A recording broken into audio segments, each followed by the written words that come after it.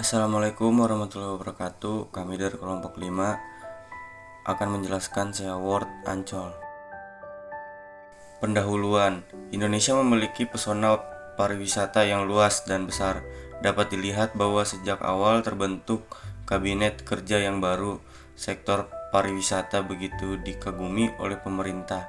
Bahkan menurut laporan The World Travel and Tourist Council menyatakan bahwa Indonesia adalah negara dengan pertumbuhan pariwisata yang paling bagus jika dibandingkan dengan negara-negara anggota G20 Dumilah 2021. Ekonomi kreatif pun telah menjadi salah satu katalisator pertumbuhan ekonomi Indonesia di tengah perlambatan pertumbuhan ekonomi global. Munaf 2019.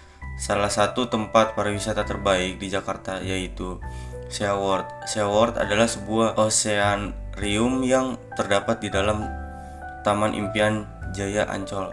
Tempat wisata ini merupakan tempat wisata yang populer karena mempunyai tema laut dan menjadi bahan dasar edukasi anak tentang kemaritiman. SeaWorld Ancol mengembang 3 misi besar yaitu pendidikan, konservasi, dan hiburan.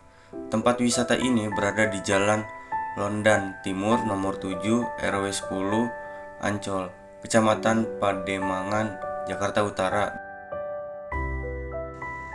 Visi dan misi. Visinya adalah menjadi tempat rekreasi kelautan yang mengedepankan unsur edukasi, sarana pembelajaran, penelitian, dan konservasi yang dapat berdampak memberikan kontribusi kepada pemerintah serta masyarakat secara optimal.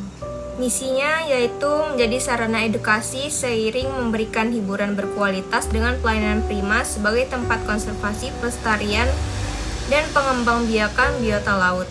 Yang kedua, berbicara tentang nilai dan makna kehadirannya.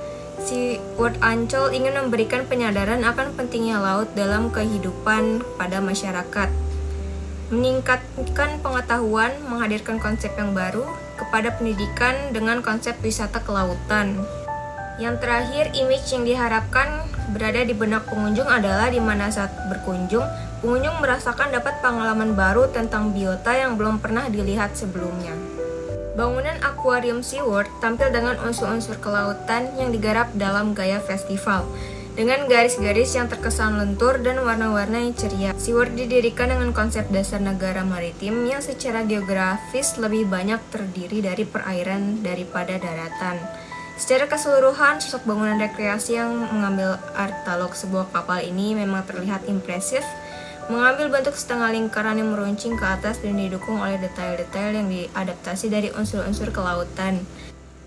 Sarana pameran terdiri dari ruang pamer atau display, kolam sentuh atau touch pool, teater dan akuarium utama yang merupakan atraksi utama. Sedangkan area servis terdiri dari tempat filtrasi air laut, karantina ikan, ruang mesin dan kantor pengelola.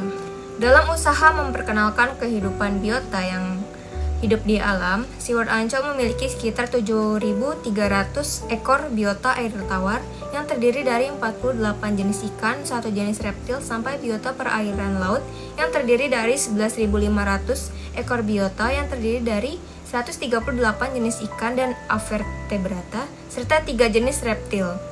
Saat berkunjung ke SeaWorld pertama kali, kita akan memasuki display hall. Display hall merupakan area pertama yang dikunjungi pengunjung setelah melewati pemeriksaan karcis.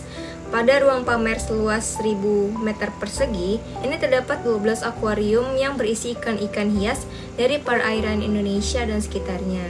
Kemudian ada touch pool. Pada kolam yang kedalamannya dangkal ini, terdapat ikan-ikan yang bersahabat. Di kolam ini, anak-anak diberi kesempatan berinteraksi dengan cara kontak langsung dengan ikan. Sebagaimana pada akuarium, kolam sentuh ini juga dilengkapi dengan deskripsi mengenai ikan yang ada di kolam. Setelah kolam sentuh, pengunjung akan menjumpai atraksi utama yakni akuarium raksasa yang berisi ikan-ikan besar seperti ikan hiu, ikan pari raksasa, serta ikan hias penghuni samudra. Terowongan Antasena. Terowongan Antasena ini memiliki lebar 2 meter dan dilengkapi dengan ban berjalan atau disebutnya itu travelator selebar 1 meter. Dengan begitu, pengunjung punya pilihan menjelajahi dasar laut dengan berdiri di atas ban berjalan atau berjalan kaki. SeaWorld juga menjadi tempat pencarian data literatur mengenai laut dan spesies-spesies makhluk hidup yang kandung di dalamnya. Di sini kita dapat memperoleh pengetahuan lebih mengenai dunia laut. Terdapat banyak sekali buku-buku dan fasilitas pendukung lain seperti model peraga dan tutor yang siap membantu. Untuk slide di 12 yaitu ada harga tiket.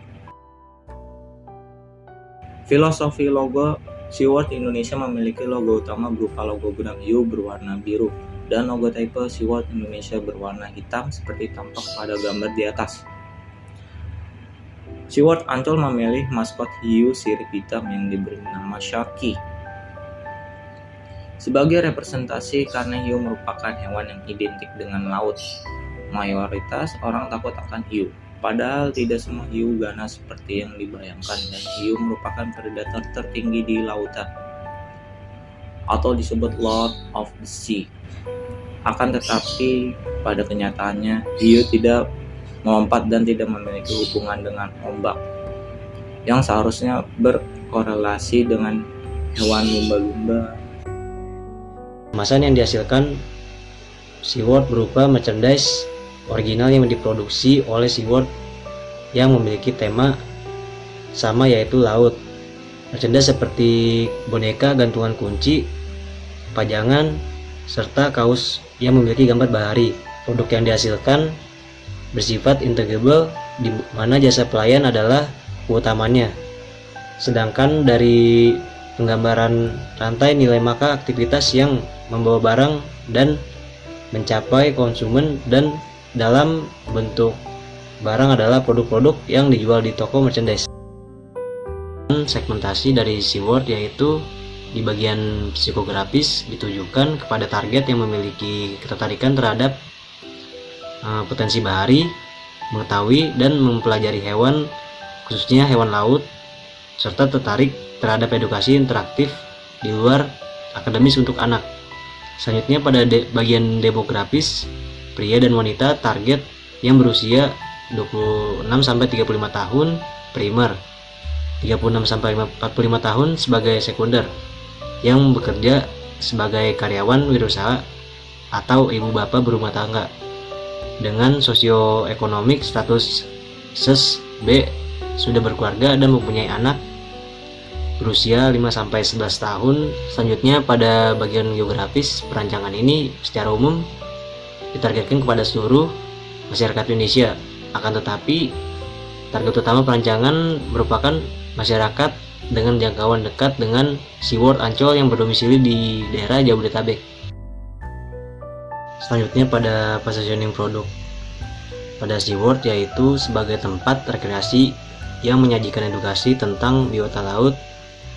Selain itu menyajikan edukasi tentang biota laut, ada juga SeaWorld telah berhasil mengembangbiakan hewan ubur-ubur dan juga hiu toke, serta keunggulan utama dari SeaWorld Ancol di mana pengunjung yang hadir dapat melihat dan berinteraksi dengan biota laut yang tidak bisa dilihat di dalam, seperti contohnya ikan besar, dan memiliki keunggulan lainnya merupakan aspek lokasi dari SeaWorld Ancol yang berada pada pusat rekreasi pantai yang lebih mudah dijangkau jika dibandingkan dengan beberapa kompetitor.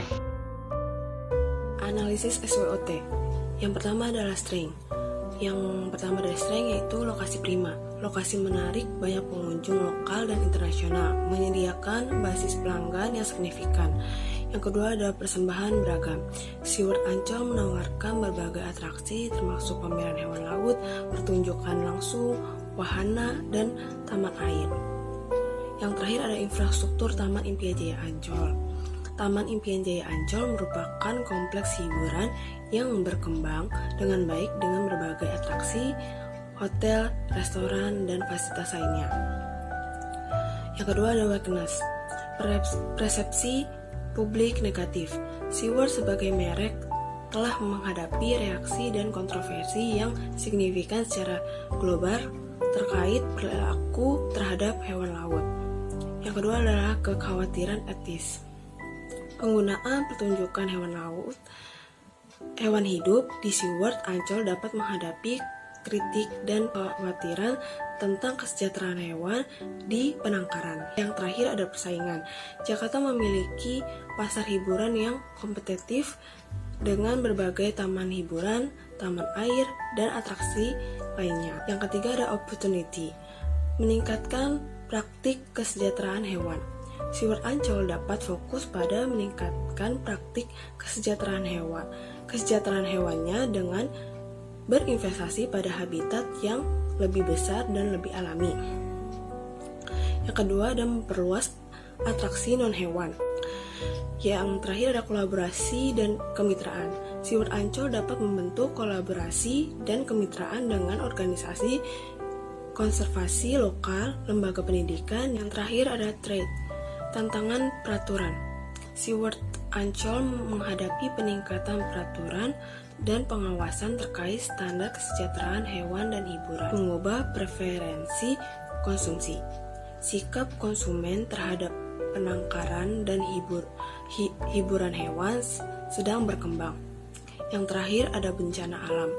Karena SeaWorld Ancol terletak di kawasan yang rawan bencana alam seperti gempa bumi atau tsunami, peristiwa ini dapat mengganggu operasional infrastruktur dan berpotensi membahayakan satwa. SeaWorld Ancol merupakan sebuah kawasan yang lengkap untuk memberikan hiburan dan pendidikan khususnya dunia laut. SeaWorld ditargetkan untuk mereka yang ingin melihat hewan laut dan menambah pengetahuan tentang bahari, yaitu seperti mereka yang masih anak-anak, remaja, dan dewasa. Keunggulan utama dari SeaWorld Ancol di mana pengunjung yang hadir dapat melihat dan berinteraksi dengan biota laut yang tidak bisa dilihat di alam. Sekian presentasi dari kami, kurang lebihnya mohon maaf. Wassalamualaikum warahmatullahi wabarakatuh.